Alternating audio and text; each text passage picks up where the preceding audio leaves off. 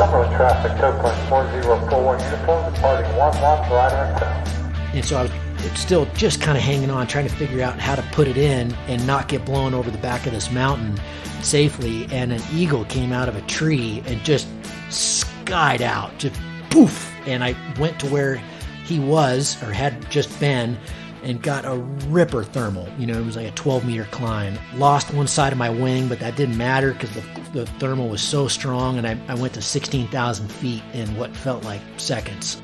This is Soaring the Sky, a glider pilot's podcast, coming to you from the Mid-Atlantic region here in the United States and bringing you great soaring content from glider pilots all over the globe. We now join Chuck and our guest pilot. Thank you, Michelle. Always appreciate your help here on the podcast. And thank you for joining us for another great guest and more adventures. Today, we will be getting a different view of the skies. I thought it'd be fun to hear what it's like soaring in a thermal in a paraglider. And who better to explain how it works and share his soaring journey with us than Gavin McClurg. Now, Gavin is a paraglider pilot, an author, an adventurer, a public speaker, and he is also a host of the podcast Cloudbase Mayhem. I'm sure some of you have heard that podcast. Now, he has flown in Alaska, being the first person to traverse the full length of the Alaska Range by foot and paraglider. He became the first American to compete in the toughest adventure race on earth. That's the X-Alps. I'll put some links in the show notes for a couple YouTube videos. Absolutely mind-blowing what you even have to do to compete in that event. Gavin shares a lot of those stories with us. I'm excited to hear about that. I know you're going to love this. Later on this episode, Sergio is back. He has a brand new segment called Cloud Flying. So get ready, strap on the harness. Going to do some paragliding with Gavin. Hello, Gavin. Welcome to Soaring the Sky. Yeah, I'm happy to be here, Chuck. Thanks a lot, man. I appreciate it. Yeah. So paragliding, you know, it's not something we usually do. You know, we're all about sailplanes. But I was like, you know, I really got to talk to some of these paraglider guys. And I've been watching you the past couple of years and your podcast. And I thought it'd be super interesting for us glider pilots just to get another perspective. Yeah, I need to do the same. I had a guy, Kevin Brooker, on the show a while back. It was one of my most popular shows. He's a sailplane pilot back east, north of you. And we were talking a lot about Wave and the Perland project and just some of the things going on in the sailplane world. I need to get a lot more on, because my show does definitely do more paragliding than anything else, but it's really a free flight show. So I need to, and soaring and sailplanes are, the original beast, and and they're amazing. And I always feel like, God, there's so much that we could learn from sailplane pilots. So yeah, excited to have this talk with you. Yeah, I kind of feel the same way about you guys. So much to learn. So gliders have a cockpit with the usual controls, and our listeners are familiar with that. What various lines are you guys tugging on, and what function do they have for what situation? Yeah, we really only have two methods of controlling speed, and that's our brakes. So our hands are through our brake lines, which on the right hand goes to the right cascade of brake lines, which is at the tailing edge of the wing. So just imagine an airplane with flaps down, and the left hand goes to the left side. And so that's really how we can slow the wing down. And then we control pitch and roll and yaw and everything with weight shift. And we also have in our legs can activate a speed bar, which depending on the harness, for cross country flying, we're typically in kind of a cocoon, and we can step. Typically, a step has one or two steps in it. Two or three steps in it, and you can speed the wing up. Increase the angle of attack by adding more speed bar. So those are really the only two things we can do in terms of slowing her down or speeding her up. So if you're increasing your angle of attack, of course, it's just like you guys putting the nose down. You're speeding up, but your glide ratio is going down. Right. So our producer Mitch in Southern California, he was wondering why they see pilots flying in the San Gabriels, but usually only during the very peak strong months of August and September, and always with days of some development or cumulus clouds, never really on blue days. He was always curious about that, even on blue days with like the 10-knot thermals topping out at maybe 10 to 12,000 feet. He said they never really see paragliders. Yeah, I read your question, yesterday, and so the peak season out there really is quite a bit before then, and so it might just be a matter of when you guys are flying versus I would think it'd be the same, but the really good season, especially at Marshall, is earlier. So most of the people start wandering out there. I mean, there's a pretty good year-round scene in Marshall for hang gliding and paragliding, but a lot of my friends that are really keen and they travel year-round to fly will get out to Marshall in kind of April, May, and so they're earlier, but certainly we don't shy away at all from blue days. So that was surprising to me to hear that they're not seeing paragliders on blue days. My guess is maybe that we have to remember that we don't like wind, and you guys can handle a lot more wind than we do. So what might be a quote unquote light wind day for the sailplane might just be too strong for us.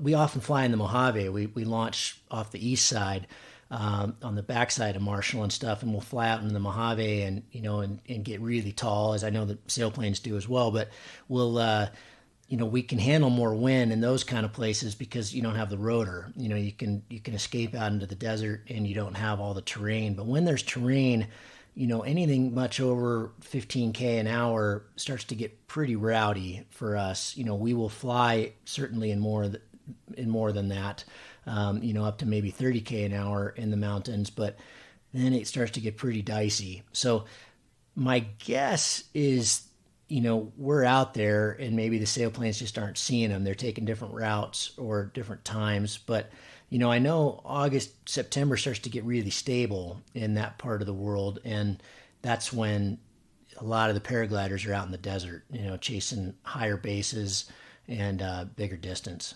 Yeah, I mean, you're super light. I can't imagine. I've flown some of the pretty light gliders, and I get in some turbulence. I'm getting bounced around. I just can't imagine you guys getting tossed around in something so light.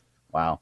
Yeah, I mean, it's, I can't compare it, of course, because I've never flown a sailplane. A lot of paragliders do fly sailplanes, and so they'd be better to ask when it comes to that. But I would imagine we're taking a little bit more of a beating than you guys do, for sure. Yeah.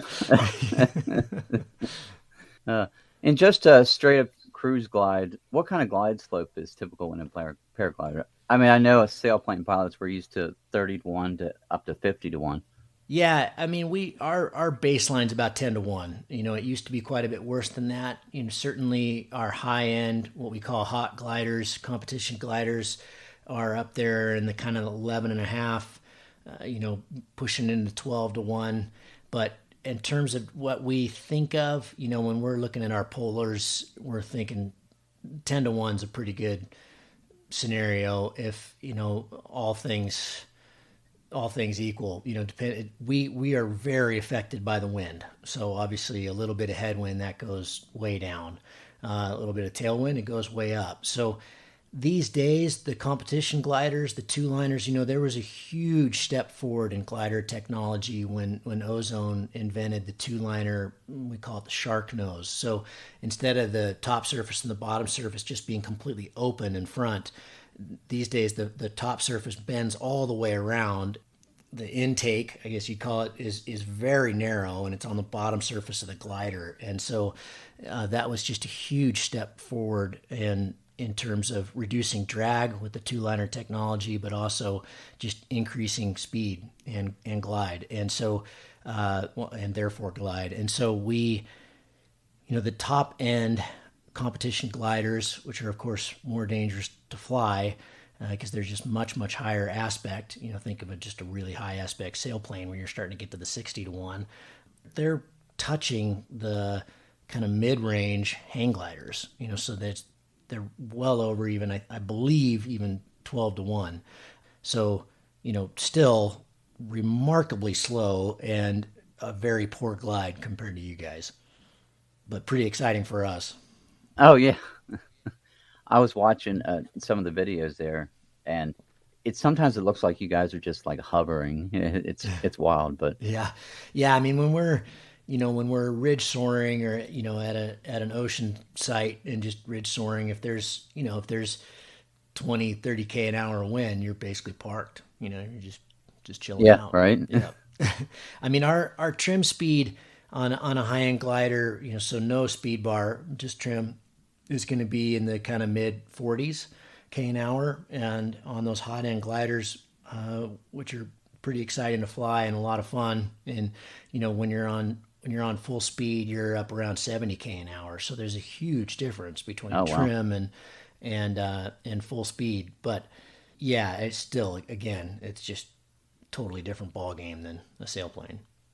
You had kind of mentioned this, actually, to kind of answer the question, but just soaring around Instagram, I rarely see any cross-pollination between sailplane pilots and parapilots. And you said you do know some other pilots that also fly gliders, but is that common in a lot of paraglider pilots, or do a lot of them do fly gliders, or what have you seen? I wouldn't say a lot. I thought about this. I know less than a handful who do personally. There's one of my X-Alps buddies, Nick Nanens from New Zealand, has just recently gotten into soaring, and there's certainly more in Europe. We have a very famous hang glider pilot who has the world record that he broke in 2012, a guy named Dustin Martin, who lives down in Arizona, and he got his start in sailplanes. I don't think he flies them much anymore. Okay. So there certainly is. I think it's, when it comes down to it, what I've heard is that it's quite a bit different sensation, and it's quite a bit different type of flying. I mean, the principle is exactly the same, of course, but it's a much different texture. It's a much different aesthetic in a sense, because we don't have a cockpit. We don't have anything protecting us. There's a lot more sound and, like I said, a lot more rowdiness. And so my guess, I don't have any statistics behind this, but my guess is, a lot of paraglider pilots, as they start aging out, they're probably getting more into soaring, or it becomes a more attractive thing because, paragliding can tend to be pretty hard on us landing. And, when you start getting more brittle in older age, then, I think flying a sailplane is definitely going to be safer. Yeah, definitely. I mean, you guys are athletes. I mean, that's kind of how I look at it. You pretty much have to be. It's becoming more that way. When I first got into the sport, kind of in the early 2000s, I certainly didn't hear that word being thrown around very much. And you saw a lot of people who were not very fit in the sport because you don't have to be. You certainly don't have to be. You can drive up to launch, and, the actual art of flying doesn't require a ton of physical energy. It requires, like you guys, a ton of brain energy. You're burning a lot of calories, and there's, of course, on rowdy days there's a lot of fear, and there's just a lot going on. So you are burning a lot of calories, but it doesn't the flying aspect doesn't necessarily require a really high level of fitness. But in the last 15 years, with the increase attention and excitement about hike and fly and all the hike and fly races that are happening around the world, that's become a big part of our sport. There's been a huge increase in bivy flying. So that's vol biv is the French term. They invented it, like they invent all the cool things where you're hiking and flying and camping. And so, you can cover huge expanses, big mountain ranges, if you have the time to do it and the supplies. And so, quite a few years back, I crossed the Alaskan range. A couple years before that, I crossed the Canadian Rockies down to the U.S. border.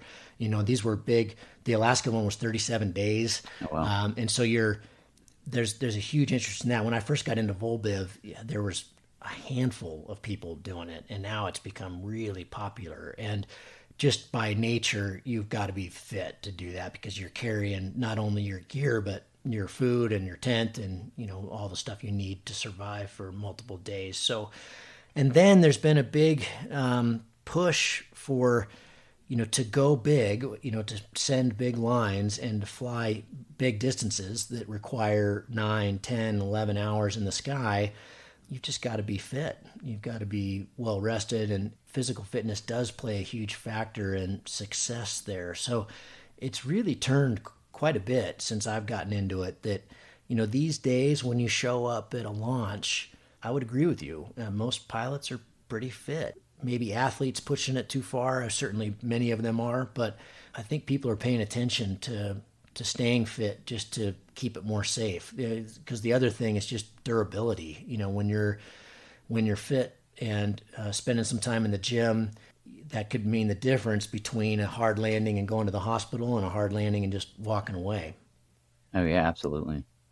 Just Soaring, the makers of the Glider Sim Pro sailplane simulator cockpit, would like to congratulate German pilot Ben Fest for his recent victory in the first ever FAI-sanctioned aviation esports event in history, the Sailplane World Grand Prix, which Ben won after several days of exciting competition against some of the top Condor soaring pilots from around the world. If you are looking for a best-in-class dedicated sailplane simulator cockpit for Condor or Microsoft Flight Sim, look no further than the Just Soaring Glider Sim Pro.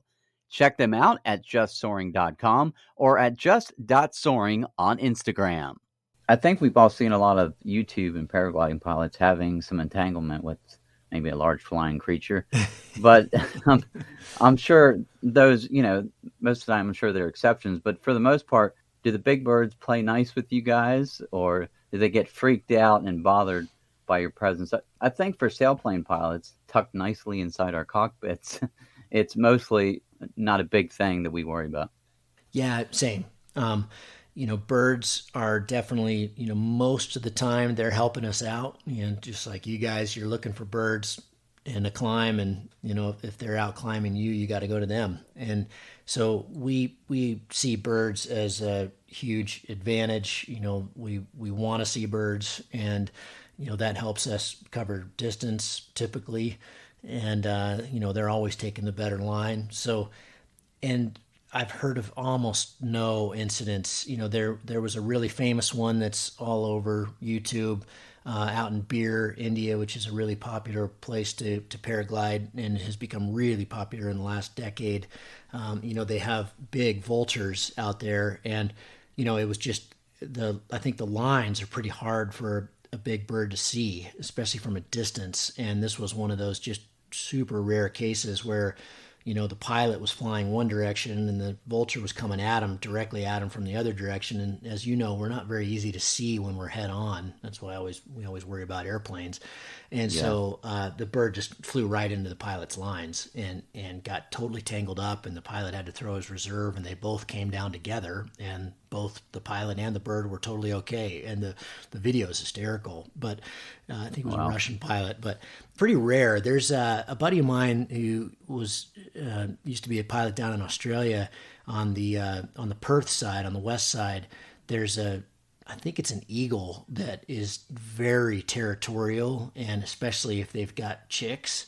And this is a place where it's a very popular soaring site, and those pilots often get hit by the eagles. And when I mean get hit, the eagles come down on top of the canopy and just attack it and put big holes in their gliders. As far as I know, no one's ever... Oh, wow. You can fly a paraglider with a lot of problems. It can have blown out lines. It could have big holes. And it's not as good, but it's still fine. I've had lots of, when we launch our gliders in rocky terrain or with a lot of snags and that kind of thing, rather than being on a, quote unquote, tailored launch, or one that's been like at Marshall, where you're not going to get tangled on anything. When you're doing a lot of hike and flying, a lot of bivvy, you're often getting to launches that are not ideal, and you'll pop a line or something, and it's no big deal. You can totally fly your glider with missing lines, but or holes. It's not a big deal until they get really big. So I've never heard of that actually taking a glider out of the sky. I'm sure there's a case, but for the most part, birds are our friends. That kind of brings me to safety, if we can talk about that for a bit. I think for most glider pilots, they perceive that paragliding is on the risk scale, probably higher risks, sports and sailplanes. I'm sure there are some stats out there for fatalities or injuries per 1,000 hours or whatever. But all that aside, what is it that gets parapilots in trouble? I mean, for us glider pilots, it's getting slow in a landing pattern or thermaling, or, flying too close to terrain and stalling. What are the real gotcha things in the para world? Probably very similar. I'm sure the statistics are worse in paragliding than sailplanes. Maybe that's just numbers. I don't know how many sailplane pilots there are in the world. Do you know? Do you have a number? I don't have a number right offhand for you. I can't imagine it's as many. You don't see. I mean, I fly a lot in the Alps. I fly with a lot of sailplanes, but on a big day, I'll see 10 sailplanes and 150 paragliders and a few hang gliders. So I think that's probably pretty representative. If we just expand that out to the world, I would imagine that's pretty close. So it might just be numbers, but I would hazard that the statistics are quite a bit worse in paragliding, and I would hazard that the reasons are very similar. Launching and landing is what gets people. It's very rare that it's something that happens in the sky, at least when there's enough terrain to deal with a problem. But like you said, when you're shallow on the terrain, when you're tight on the terrain, if something happens, you put yourself in the wrong spot, or get hit by a dust devil, or you're leaf flying. We do a lot of leaf flying, as I know you do as well, but of course, leaf flying just puts you in pockets of rotor, and if you mismanage a situation or something that hits you that you just weren't anticipating, and you're low on the terrain, you have very little time to react or do something about it. So, but most of the accidents, and I don't have statistics, but it's going to be way up there in terms of the percentage, are blown landings and blown launches. So launches, typically those are getting plucked, so in conditions that are a little bit strong for that pilot's ability, and they try to launch and it's just too windy or too cross. And then landing is exactly what you said, is speed.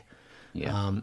Not having enough speed at the glider, getting too deep in the brakes and stalling the whole glider, or spinning it, which is stalling one side of the glider, low to the terrain and coming in hard. So a lot of that ends up being from object fixation, just like you guys learn about, or just putting it into a tight spot and not nailing it. And then usually panicking and, turning downwind, or instead of crashing into a tree, trying to put it in over a bit of dirt, and whereas the tree would have been a much safer choice, and then again spinning the glider or something. So, our sport sees a lot of ankles and legs, and of course spinal injuries.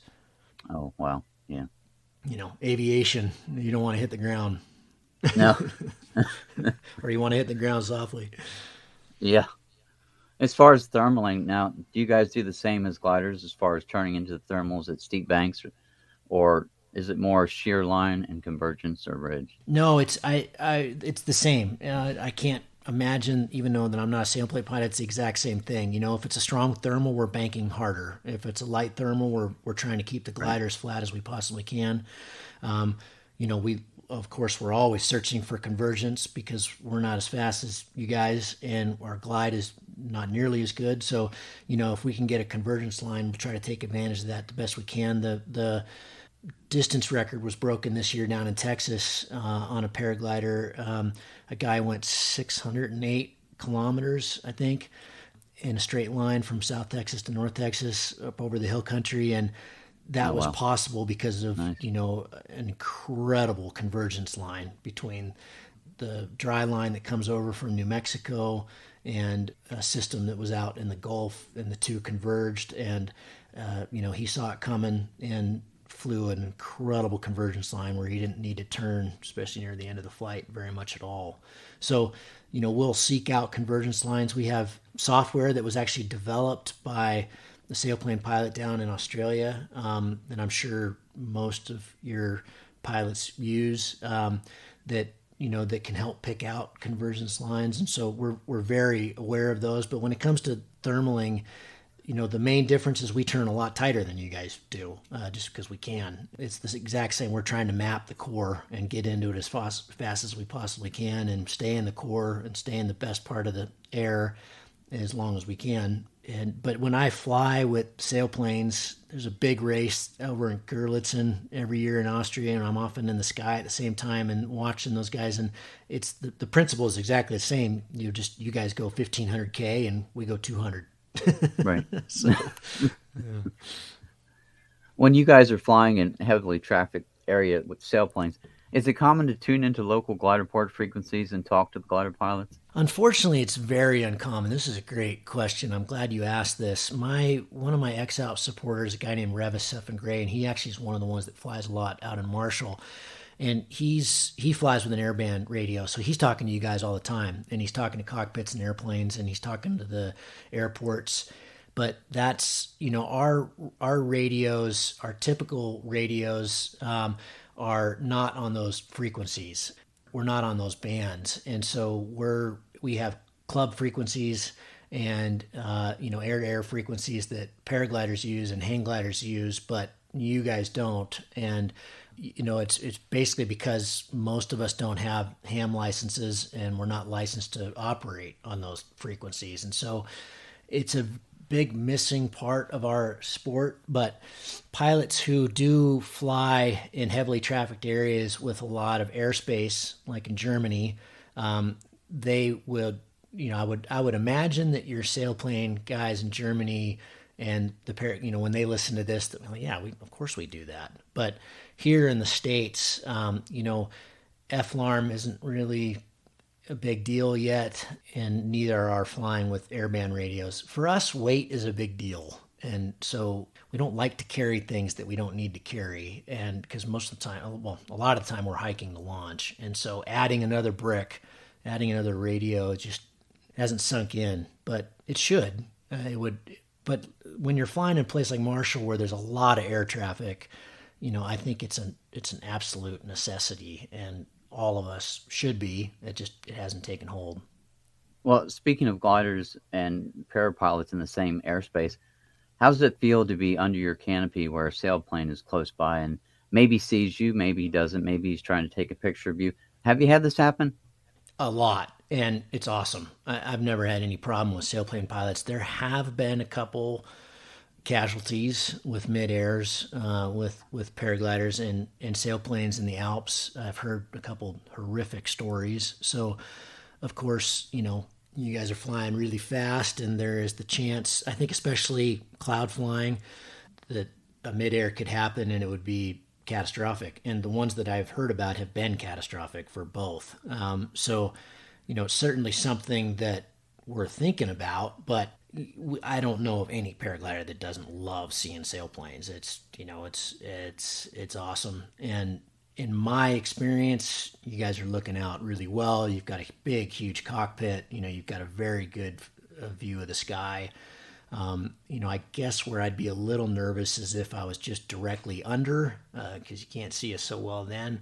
But the thing there is you're leaving before we have to worry about it. You're going on to the next thermal. So, and then, like I said, typically we're inside of you. You're always circling around us. If we're in the core, a sailplane just can't bank that hard. It can't fly in the same core that we're flying in. So typically we're out climbing sailplanes, unless it's just a really big thermal. And so we're usually out climbing them, and it's a pretty brief, hey, how's it going? And, we wave, you guys wave.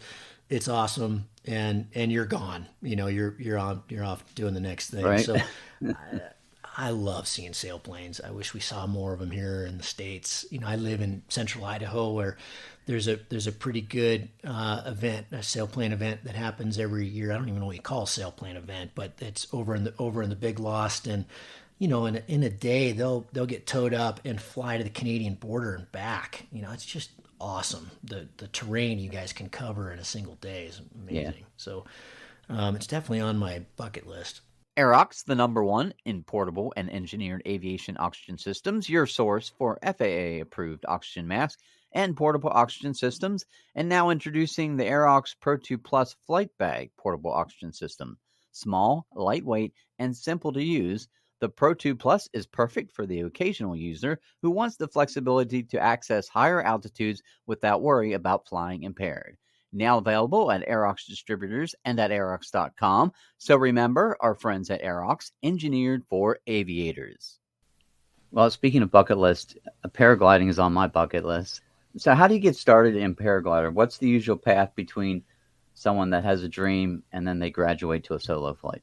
Yeah, from what I understand, I don't fly airplanes, but I have a lot of friends that do, and there's some, people that are into aviation, often also end up flying airplanes that get into paragliding. So I think it's pretty similar. You would go to a school and you would learn first how to ground handle, and there are great schools all over the world, and typically the syllabus is theory, so very basic theory to start, and some of the things we've already talked about, just speed and stall point, and a lot of the things you're going to learn, I'm sure the same as flying a sailplane and also flying an airplane. And so your basic aviation theory, and then they're going to take you out and you're going to learn how to ground handle. What I mean by that is, with a little bit of breeze or even no breeze, you're just going to play with the glider on the ground, when there's very little risk. So you're not flying, you're just learning how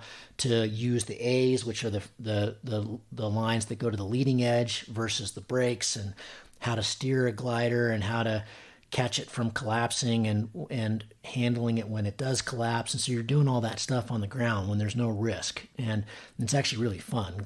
Ground handling is very fun, and it's a very critical aspect of our sport, even when you're a professional. So, I still spend a lot of time ground handling, and I've been doing this a long time. And so you go out and ground handle, and then you would advance to a really little micro hill.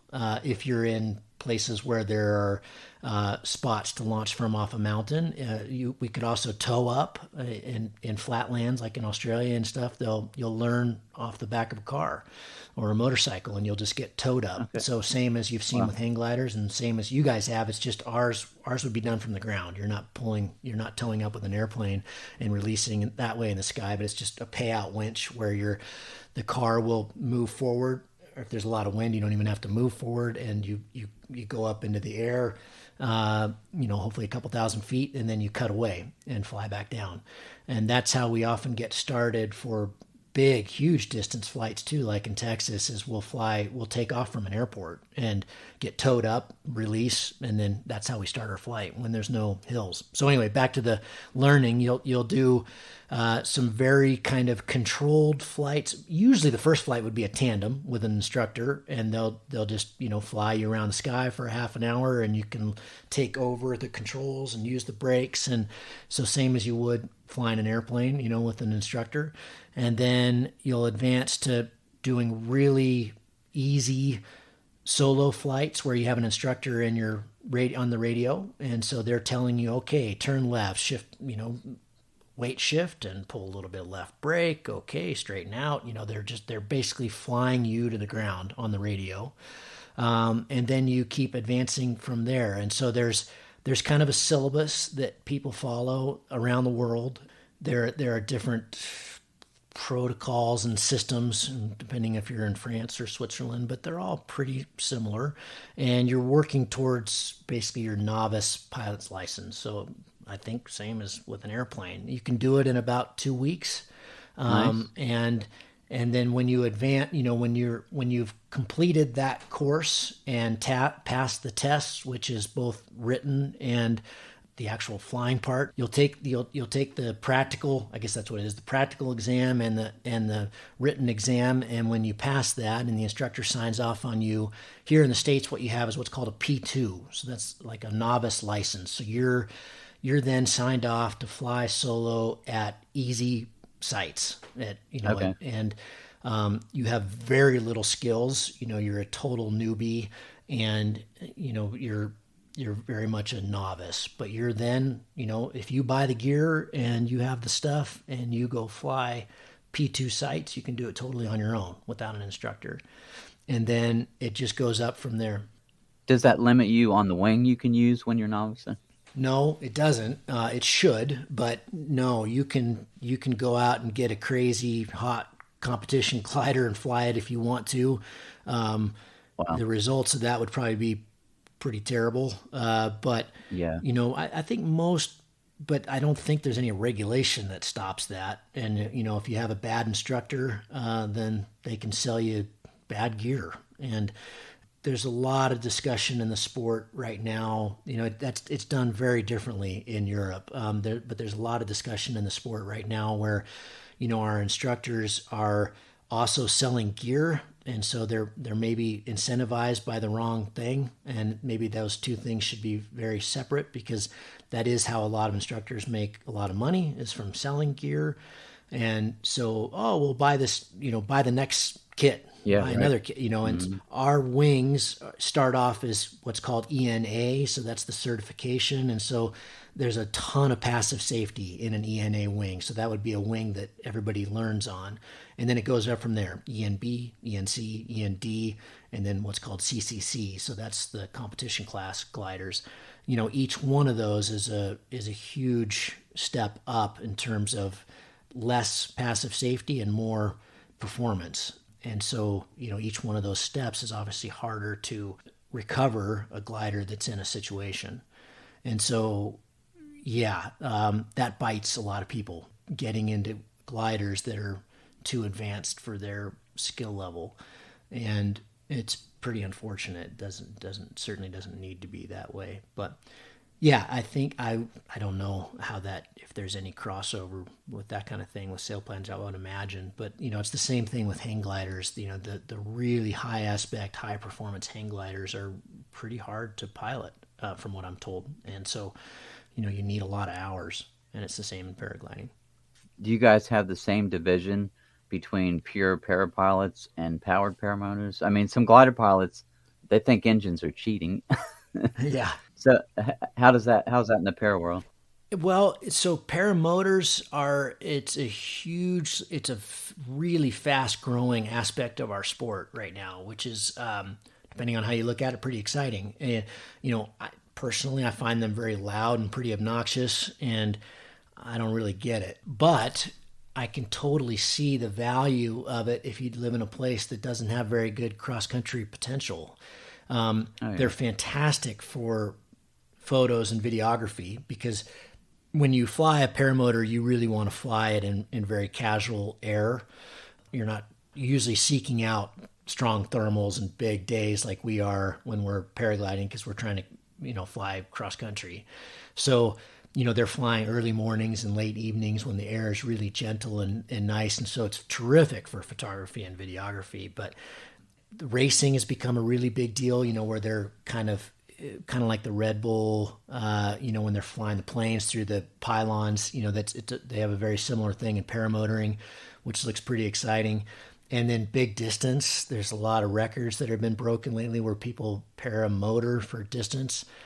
Is that cheating? I don't know. It's never really appealed to me, because what's so incredible about the sport is that we're navigating through the invisible, and we're using forces that are created by the sun and wind and terrain that we can't see, and that's just awesome. And so I personally don't really get it. But like I said, if you live in Illinois and you don't have a mountain to hop off, and or it's winter and there's no thermals, then pretty cool way to still get in the sky. So I totally see their usefulness and why people would, pursue it. And, people do a lot of paramotoring in the Alps, and that, to me, I just don't get it. I don't know why you wouldn't just go paragliding. But yeah, like I said, you can fly down a river at 6 o'clock in the morning. Well, we can't do that. We're going to land in the river. So, Yeah. So I totally see. And then,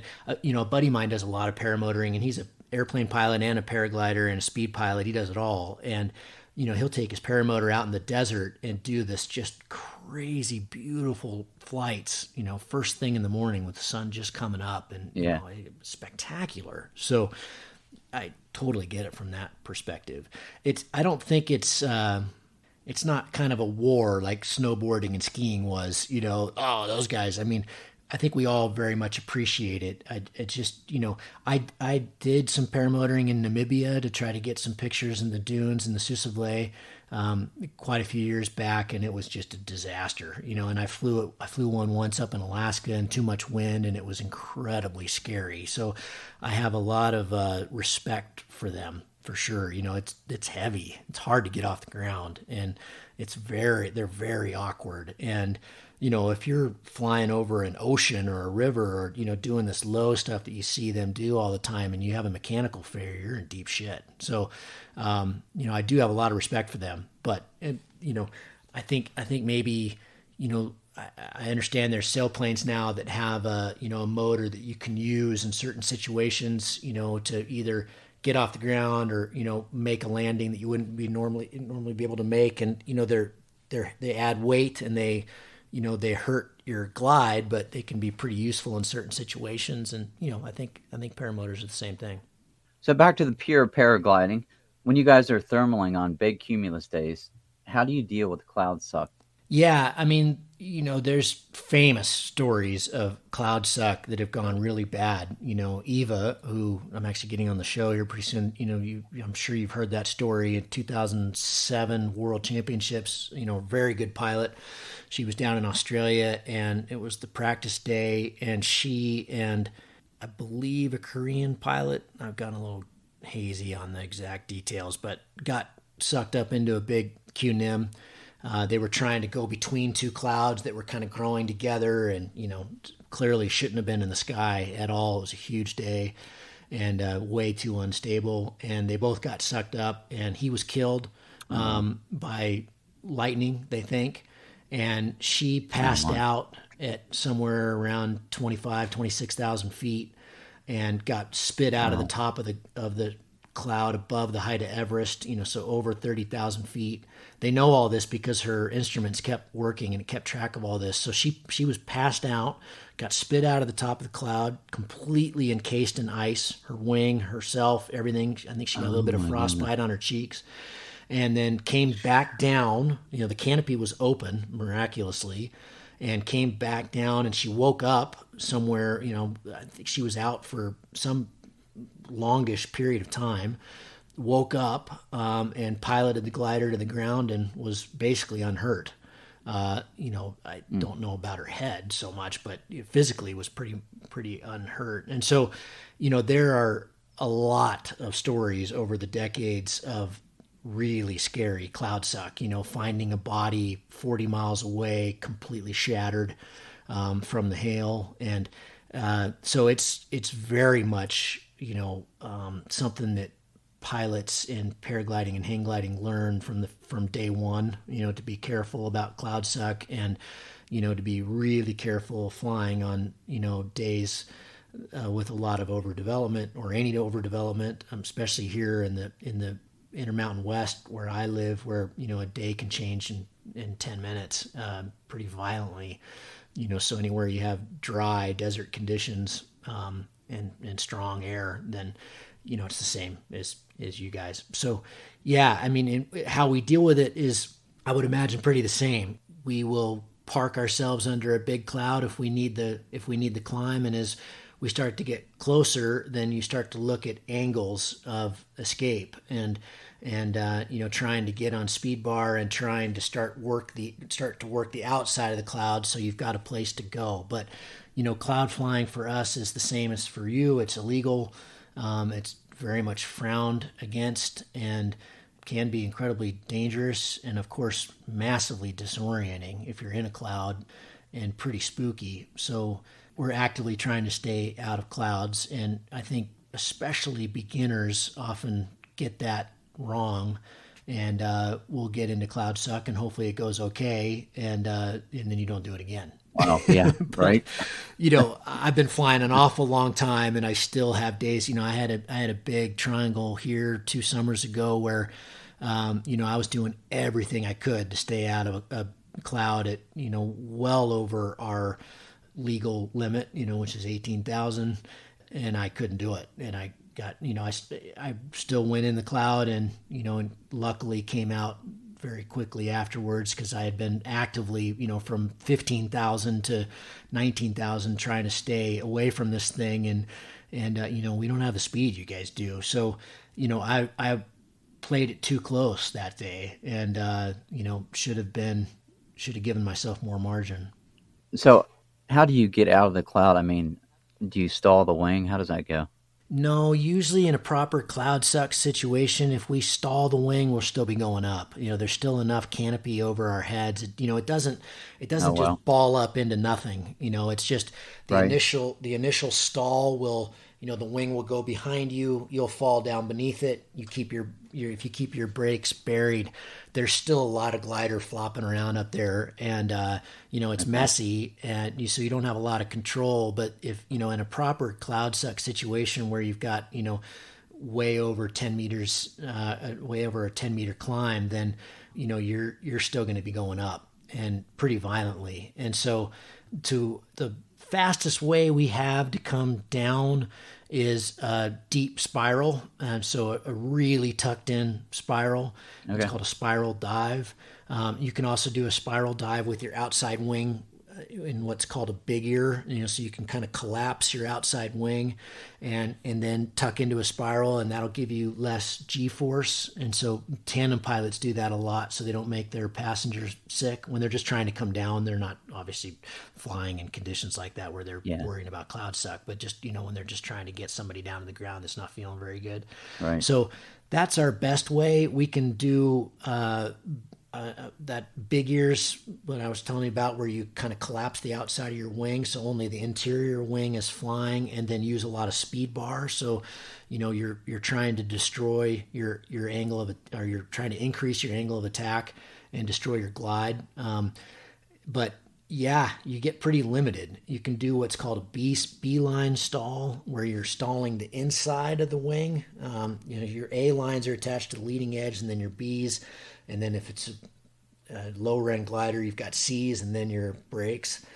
And you can stall the inside of the wing. That's not used very much anymore on the wings we have these days, which are more. It's called a pyramidal shape. And like I said, the shark nose, it just doesn't deal with the B-line nearly as well, and it's not very aggressive. And so you need an aggressive way to come down when you're dealing with when you're dealing with a really strong thermal. And so, the best way is to avoid it in the first place. And if you've cut the line too close and you're in it, then, if you've got the terrain below you, if you've got open terrain below you and you're not going to spiral right into the mountain, then a spiral is really your best option. If you're in the cloud and you don't know where the terrain is below you, and obviously you don't want to spiral into the mountain, then the best way is just to take a safe heading that you before you went in the cloud, you identified, okay, well, there's no cloud over there, head in that direction. So you're just looking at your compass because you're totally disoriented. It often feels like the glider's below your feet in those situations. And it's really spooky. And so you would just take a course heading and use maximum speed bar, just fly as fast as you possibly can and try to stay on that heading, which can be really challenging. It's pretty hard. You often really feel like you're making a turn when you aren't, or vice versa. We don't have all those instruments that can help us out with that. So, hopefully you've got a compass. A lot of pilots don't fly with a compass. And so then you're relying on your instruments, and with the delay of an instrument, you often don't know you're off course until a few seconds too late. And then you're constantly trying to course correct for that. And doing that in a cloud is pretty difficult. Gavin, that sounds kind of crazy. Yeah, it's not fun. I mean, I think when you first start getting into it, and you start touching little sides of wispiness and, dancing with the clouds a little bit, it's pretty exciting, when you're going in and out. And as long as you can see the terrain, it's fine. But as soon as you lose the terrain and you're actually in it, and I've been in proper cloud suck. I got cloud sucked up in Alaska on that traverse. where I was really low and I really needed more height to make this valley crossing. So I stuffed myself in a cloud on purpose, knowing that I didn't have to worry about traffic. I'm in Alaska. I don't have to worry about other planes or anybody else. You know, it's just me. But I flew in this cloud for 20 minutes. And when you look back, you know, we've got, I don't know if you guys use Avery, but, you know, you can take your IGC file and load it into this software. It's an app online that's terrific. And then you can see your flight and speed it up and slow it down. And I was the opposite of flying one direction. I was just all over the place, you know, trying to use my instruments. I was using my inReach on the compass page, and I had it set so, you know, in power saving mode, so it would only stay up for 20 seconds, and I'm totally frozen. I'm completely encased in ice, and so I'm taking off my gloves and go, okay, stay on the compass, and then I'd get back my gloves on, and then the compass would, you know, then the screen would die again, and shit. And I knew I was really close to the terrain as well, and so, you know, I didn't want to be going right because that was right into the Denali, and I wanted to stay out to the left towards the flats. But you know, when you look at the Avery, I just looked like a drunken sailor. I was all over the place, and it was pretty amusing, you know, after the fact. But at the time, I was incredibly disoriented, and like I said, when you're flying a paraglider in a cloud, it's so disorienting that what has happened to pilots is they think they're flying straight, and what they're actually doing is basically spiraling into the ground. Oh my goodness! You just totally lose when you lose your horizon. You have the glider feels like a foreign alien, and you just really lose your sense of direction. Our longtime sponsor of the show, the Soaring Academy, is engaged in nonprofit outreach work with local area veterans and also with young people for the STEM programs at their top-notch glider port facility just outside of Los Angeles, nestled near the north side of the San Gabriel Mountains. They also have a fantastic flight school and are continuing to turn out great glider pilots every month. If you like to donate to their nonprofit initiatives or learn more about their flight school, go to soaringacademy.org or check them out on Instagram at Soaring Academy. Now, you've kind of told us about some flights, but do you have one particular flight that really stands out, good or bad or otherwise? Oh, man. I have so many. Yeah, I mean, I've talked about this one before, but I broke a record here in 2013, I believe. It just got broken by the guy in Texas, the flight I was telling you about. So it was back in 2013, and the day before it actually been a personal best. I'd gone, for me, really far. It was 3, and it was just shy of the foot launch record. It was 319K, and I think the record at that time was 325 or something. It was 204 miles, and I landed at 202 miles, and so I was just shy the day before. And this was here in Idaho, and it was a day I flew off Mount Baldy, which is our big ski area, and flew really deep into Montana. And it was a big week. I had 3 flights, and they were all over 300K. And so I got home that night, actually to a friend's house who lives down valley from me, at 4-something o'clock in the morning, and got a couple hours sleep. And he was actually taking me home the next morning, that morning, and I was going to bed. I was exhausted, and 2 of my friends were up on the top of Mount Baldy getting ready to launch, and called me and said, "Hey, we think today's even better. You should come up here." And, oh, man, I don't know. I'm tired. But anyway, my buddy had a bottle of oxygen I could borrow because mine was empty from the day before. And went and got a sandwich and got on the gondola and went to the top. And they had already flown. They launched and got kind of unlucky, and they got clouded out. It was a big day. There was a lot of overdevelopment that day. I hadn't even looked at the forecast, but I learned as I got into the air. It was there's a lot of virga. It was a big day to be flying in the mountains. Kind of a sketchy day. And anyway, I launched quite a bit late and got into the air. And within the first hour, I realized, wow, I'm on an incredible pace here because it was really windy. And like I said early, wind is not that safe for us. But there was a lot of wind, and most of the wind was up high. And so if I could stay high and out of the terrain, then it was relatively safe. Twice on the flight, I got really low once in the Lemhis. So our mountain ranges here we're in what's called the Wood River Valley, and then as we're heading east into Montana, we cross four actually big mountain ranges heading into Montana. We go over ours here, and then we go over the Big Lost, and then the Lemhis, and then the Beaverheads, which is the Continental Divide. And as I was going into the Lemhis, when I left the Big Lost and I was gliding towards the Lemhis, it's a big valley crossing. It's about 20 miles, which is a big one for us. Not so big for you guys, but it was, you got to stay high doing that. I was hitting 110, 120 kilometers an hour, on a glider that's got a trim speed of 45. That's a lot of wind. And it was like, man, but it was smooth and beautiful. But as I got into the Lemhis, I started getting pretty low, and I turned into the wind, hoping I could soar the windward side, which was also the sunny side in the morning, and just immediately got blown over the back. And so, it was ripping on the ground as well over 50K an hour. So well above my trim speed. So incredibly sketchy, very dangerous situation that, a lot of it was ignorance back then. I was still, for big air and big distance, I was pretty new to that game. And so I was terrified then, but now I would be really terrified. And I'd like to think I would never put myself in that situation. It was way beyond safe.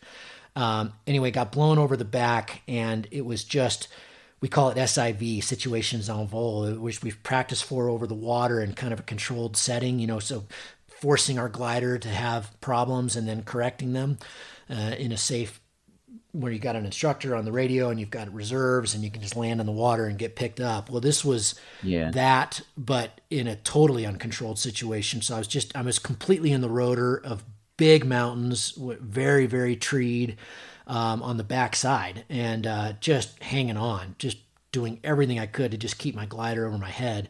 And then got to kind of a ridge. I was able to, I lost a ton of altitude, got kind of on a ridge that was in the rotor, but also on the windward side. So it was on the backside of the Lemhis, but it was just a canyon down there.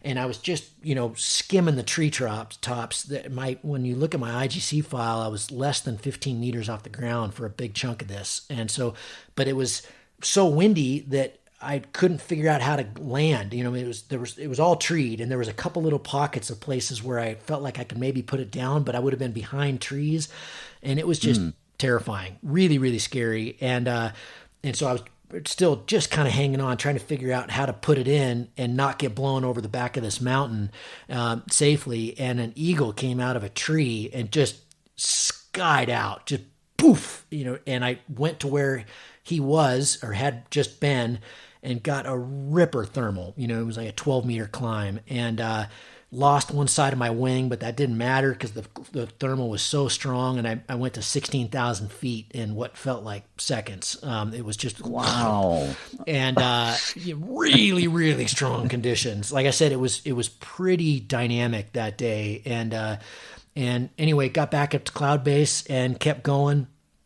Later on in the flight, just past Butte, Montana. So I'm way in now. I'm about the same distance I'd been the day before, but on a totally different route, kind of heading up towards Helena, Montana. I actually didn't really know where I was. And again, the sky, I'd been running from this Virga line all day, this big Virga line behind me. I've been kind of keeping pace with it all day. And it started just out in front, had been beautiful all day, just cloud hopping. We call it dolphin flying, when the clouds you're just totally in sync with the thermals.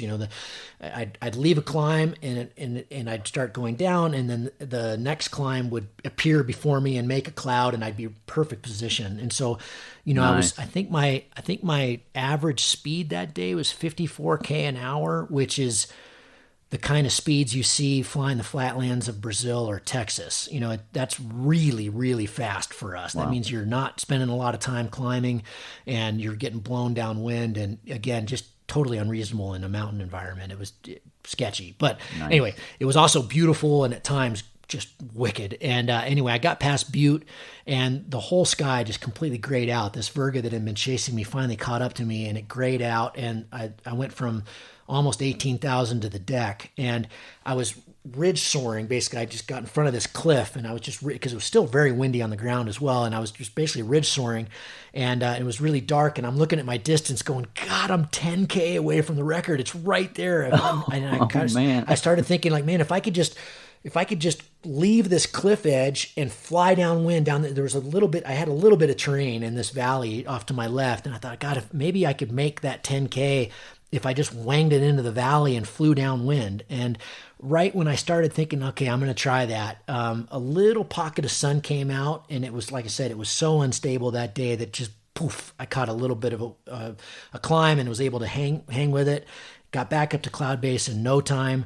And it was basically that last glide what killed me was there was a Canyon Ferry Lake was out in front of me, and I could see that this storm was going to catch me. I wasn't going to be able to keep outrunning it. And so I flew another 70K or so on that one glide, which is pretty remarkable. Awesome. And then landed at the lake at a little campground, and it was 387K, so it was 240 miles. So it was a pretty good, I beat the record by a pretty fair distance, and I was just over the moon, and landed safe. And my buddy who had flown that morning and said, hey, I think today's gonna be even better, he'd been chasing me all day driving 100 miles an hour, and he showed up 2 hours later. So I mean, I totally smoked my buddy on the ground who was driving really fast.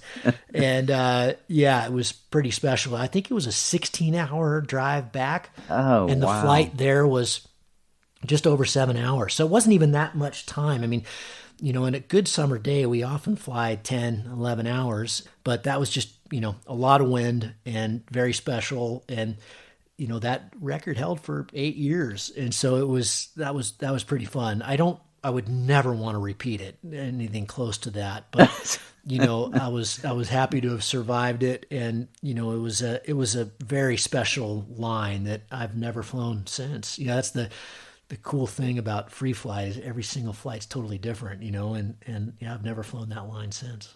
Now, we were talking earlier, you said you're getting ready to do a hike and fly in Dubai, right? Yeah, I was. I just pulled the pin on that yesterday. So there's a big hike and fly race, mostly X-Alps athletes in Dubai that I was going to leave for here in a week on the 18th. It's I think 4 or 5 days of racing. So you race one day and you have a day off. I think the first day we do 2 laps on this 7-star hotel, this real fancy hotel, and lob off the top and fly down to the beach and then run back up it's a huge hotel. It's a very fancy, the hotel with the hole in the middle of it. You've probably all seen pictures of it. It's crazy. But I'm actually building a house right now, and all the schedule just got shifted around, and we're pouring the foundation next week, and we were going to be doing that in December. So everything, anyway, I can't attend, unfortunately. So I've just canceled that yesterday, but I'll be watching it online for sure. It looks like a lot of fun. I didn't know there were mountains in Dubai, but apparently there are. Yeah. I do want you to briefly mention, I mean, I could talk about this for hours, but when I was checking out paragliding years back, I'd actually run into the Alps X. Now, you've competed in that, right? What, 4 times? Is that correct? Yeah, this was my 4th. Yeah, my first. It's a race that happens every 2 years, and it's basically a 12-day hike and fly race across the Alps. And forever until this year, it started in Salzburg, which is near Red Bull headquarters, and ended in Monaco on the sea in the Mediterranean. Oh, nice. And so you basically stay with the spine of the Alps, and then every edition they've always added distance, made it harder, and there's always iconic waypoints along the way, like Mont Blanc and Monte Rosa and the Matterhorn, places like that, and that you either have to hit on the ground or in the air. Yeah, and it's vicious. They call it the hardest adventure race on earth. It's a mind-blowing amount of endurance and groundwork, so either hiking or running and then flying. So it's a combination of, your own personal transport. You had to carry your gear the whole way. You have a support team that can help water you and feed you and strategize and give you weather reports and all that kind of thing. And so it's very intense for your team as well, because there's very little sleep. And you're basically just going hard for 12 days trying to get there. I think it has an 11% finish rate. So, 11%. Very few people in the history of the race have made it. I made it in 2015. I I haven't made it since, but yeah, this was my fourth one. Was this summer in 2021? I think 5 people made it this year. So it's usually 32 people start. Whoever's in last place every 48 hours gets eliminated. Wow. So there's usually another 20% get eliminated just because of injuries or overuse injuries, whether that be blisters or something broken, or it's pretty hardcore. Yeah, what I saw on YouTube, I'm just, of course, getting a snapshot of it, but it looks super extreme, and you have to, I'm sure, train pretty intensely before you even think about competing.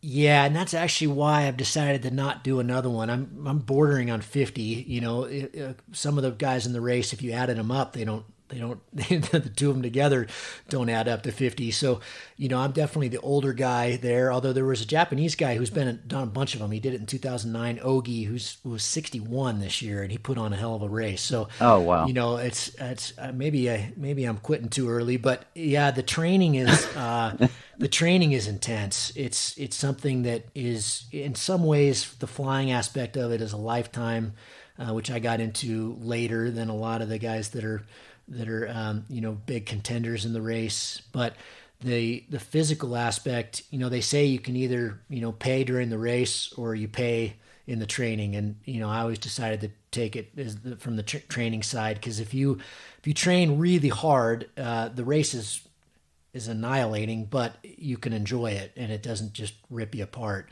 and you feel strong at the end. But it requires a pretty solid year of training really hard, unbelievable amount of hours and dedication and diet and everything that goes into it. I do a ton of strength training. I spend a lot of time in the gym, but also just you've got to get your body pretty comfortable with doing a lot of miles on concrete. You end up doing a lot of walking on roads, and often very busy roads. And so most of the time you're just going up. You're just going up a mountain to get to a launch and flying. But you in the mornings and the evenings, and if you bomb out in the middle of the day, you've got to spend some time on the concrete as well, which is pretty hard on joints. And it's especially hard because you're carrying your gear the whole way. It's not super heavy. It's about 20 pounds, but that adds up to metric tons over the course of the race. So, you got to spend a lot of time strength training and just preparing just for the pack, just, your core strength and your back and your shoulders, and then just the overuse stuff. Blisters are what takes out most people. And you can just imagine, especially if it's hot or if it's wet or there's a lot of rain, you've got to keep your feet dry, got to keep swapping socks and shoes. And there's a lot that goes into it, because it's 12 days. It's 12 days of going really, really, really hard. That is insane. The only thing I can even try to compare it to, I go run, right? So I'm running an hour, but you guys, you guys are out there literally day and night. It's not like you can go to the hotel, right, and rest up and go the next day. That's crazy. Yeah, it's pretty intense. You're in the old days, you were allowed to go 24 hours a day. You didn't have to stop ever, except when you're just exhausted. The new rules, which they implemented about a decade ago, is we have you're not allowed to move between 10:30 at night and 5 o'clock in the morning. So that's not a lot of rest. 17 and a half hours every day where you're you have to go really hard. The pace of the race is unbelievable these days. Everybody in it is super fit and really good pilots, and they have amazing teams. So the tech has gotten super advanced, and the speed of the teams is absolutely remarkable. And so and then one night in the race, you can pull what's called a night pass and go all night. And so, we're all dealing with pretty serious sleep deprivation, especially as the race starts getting into day 8, day 9, day 10. And you're flying a paraglider, which is pretty dangerous. So yeah, it's a pretty vicious combination that's very addictive, really fun. And it's an amazing place to be for 12 days. And I mean, physically where you are, what you're seeing, what you're doing is amazing, but also just where you are in your brain it's pretty special. Wow. Takes a whole different kind of person to do all that. So wow, that's awesome. Good for you. It's been a fun journey. Oh, I can't imagine. Wings and Wheels has been serving the soaring and sport aviation community for over 30 years. They hands down have the largest and most comprehensive inventory of sailplane and soaring supplies in North America, and they ship globally. Nearly everything you'll find on their site is in stock and ready for same-day shipping. Wings and Wheels is the exclusive American representative for HPH sailplanes. Be sure to check out the Twin Shark, their latest launch. The team has thousands of hours of flying experience in gliders and airplanes, staffed by Adam, Kelly, Julie, and Sean. A friendly voice will answer when you call or email them. Check them out at wingsandwheels.com. We always give pilots a chance to give a shout out. So this is your shot to give a shout out to anyone you'd like to who's helped you along your way and your soaring journey. Gosh, there's so many. Well, first would be my wife and my daughter. They are really good about allowing me to pursue this passion. You know, there's been no brakes on my life or handrails put on the things I do, because this is what I've always done. And so shout out to them for sure. Maddie and Fallon, you guys are awesome.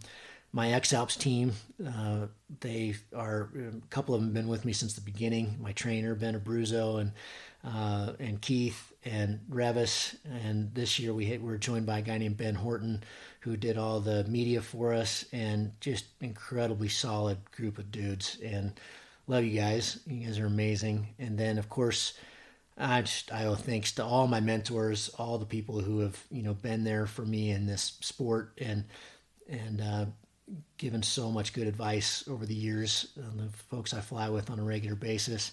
And then, of course, my sponsors, Nivic, Cortel, Patagonia, Soleva, Vespa. Used to be Garmin. We lost those guys this year, which was a bummer, but I still love you guys. They've all been very integral in allowing me to pursue this. And this year, Smartwool was an amazing addition. Kept my feet blister free. So thanks to you guys for making awesome socks. Gavin, how I got to know you is your podcast that I'd been listening to for a few years. So can you tell me a little bit about that? Yeah, the Cloudbase Mayhem. This is, our 7th year, I think. We just posted our 158th show, normal show, and we also do some bonus shows. But it's basically, like yours, a podcast dedicated to free flight. And we have more paragliders than others, but we try to, we'll do, if you fly it, we'll do it. So sailplanes, balloons, wingsuiting, base jumping, hang gliding, paragliding. So the theme of it is I basically talk to the best pilots in the world and try to distill and spread that knowledge. So how to stay safe and how to fly far. But we do shows on acrobatics. There's basically 2 disciplines in our sport, acrobatics and cross country. And so, I just have these fireside chats with great people and try to bring it to people who are interested in free flight. I just published my first book, Advanced Paragliding, that's all based on the talks of the first 100 shows. So nice. At some point, I think when we get to 200, we'll have to do another one based on those. But it was kind of the best of those first 100 shows was put into a book that was published by Cross Country Magazine, who I write a regular column for, and all good friends of mine over in England. And so, it started on a complete whim. In the beginning, the sound was terrible, and we were very, there was no schedule, and I would just get around to it every once in a while. And I found that, the people who listened just said, "Oh my God, I've been aching for this. We can't get this kind of information, a deep dive with, great pilots in a magazine or a book, or it just doesn't exist." And so, it kind of started on a whim, and it's grown into a pretty cool animal, and I love doing it. But that's awesome. Thanks for listening, and thanks for having me on your show. It's a real honor. Yeah, thanks for bringing our 2 sports together. This is pretty awesome. Yeah, I think there needs to be more cross-pollination there. I think that I'm sure we know some things that soaring pilots, haven't been able to tap into, and vice versa, I know is big. I know that the way soaring pilots look at the weather and the sky and the forecast, and just because of their machinery, what they're able to do, and their glide difference is, in speeds is massive. And it's, we can't go fly and wave. We actually can. One of my buddies who flew in the 2015 X-Alps with me was very convinced he was flying in wave one of the days, a very rowdy big day. So we can, but not very safely. Whereas you guys seek it out, and so it's pretty exciting. And like I said in the beginning, the principles are the same. So I'd love to explore it more. Well, hopefully we'll be chatting more in the future. Love to. Thanks, Chuck.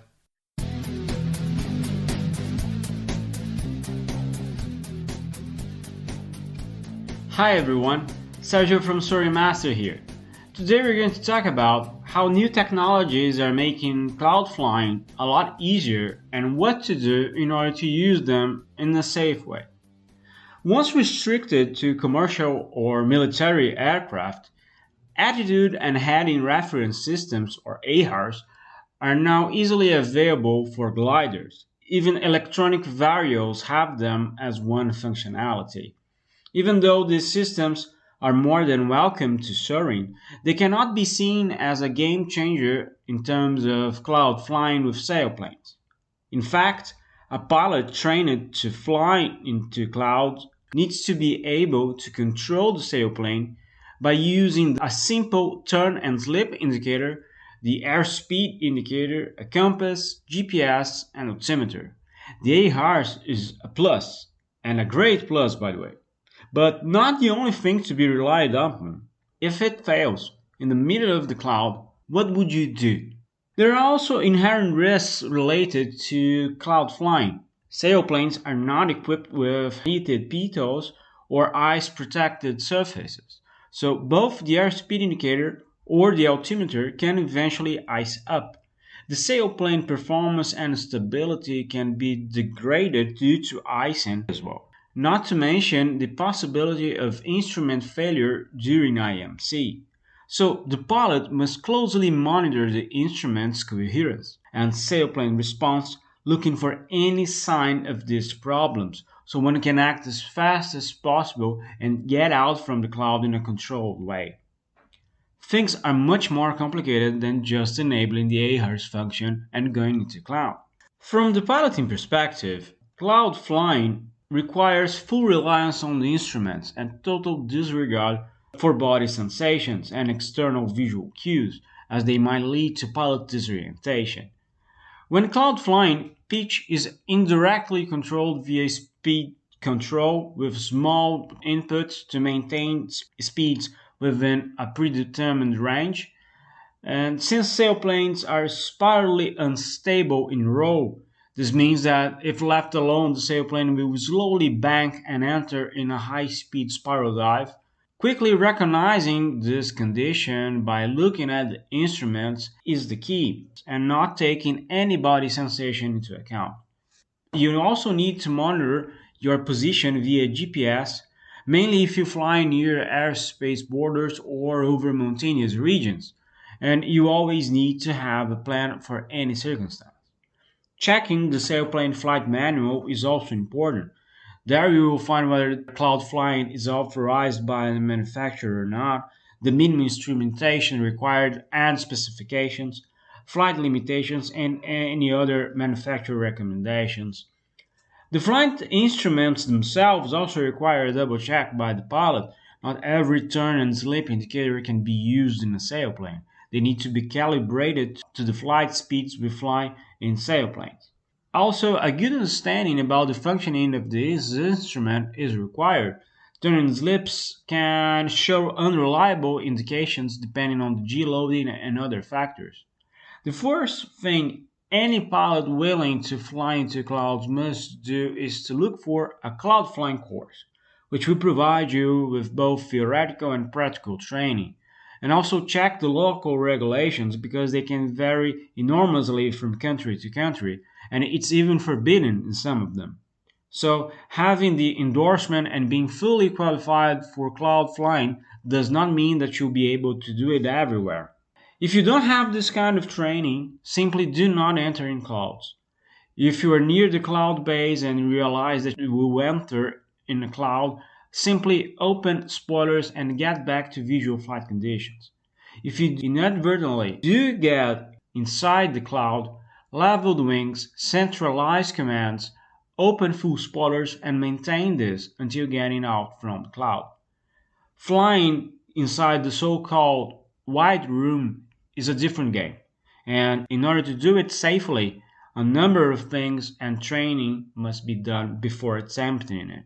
See you in the next episode, and don't forget to follow me on Instagram at Soaring Master or check my website, soaringmaster.com. Thank you, Sergio, for another great informative Soaring Master segment. And a big thank you to our guest pilot, Gavin McClurg. Don't forget to check out his YouTube channel and his Instagram. You can find some links there in the show notes. You're going to see some pics and videos of a lot of his adventures he shared with us today. If you have a soaring adventure and you want to share with us, you can go to our website and record a short story on our recording tool. It's super simple. Until next time, stay healthy, stay safe, and happy soaring. If you would like to say hi and let us know where you are enjoying the podcast, we would love to hear from you. If you are a glider pilot and want to share your aviation journey, contact us at chuck@soaringthesky.com or send us a message on our website at soaringthesky.com and Chuck will get in touch with you. We hope you join us next time for another soaring adventure here on Soaring the Sky, a Glider Pilots podcast. Soaring the Sky is written and produced by Chuck Fulton, co-producer Mitch Thompson. Original music for the podcast was written and produced by Kim Spangler. Graphic design for the podcast was created by Zachary Fulton. Voiceover work was done by Michelle Perez.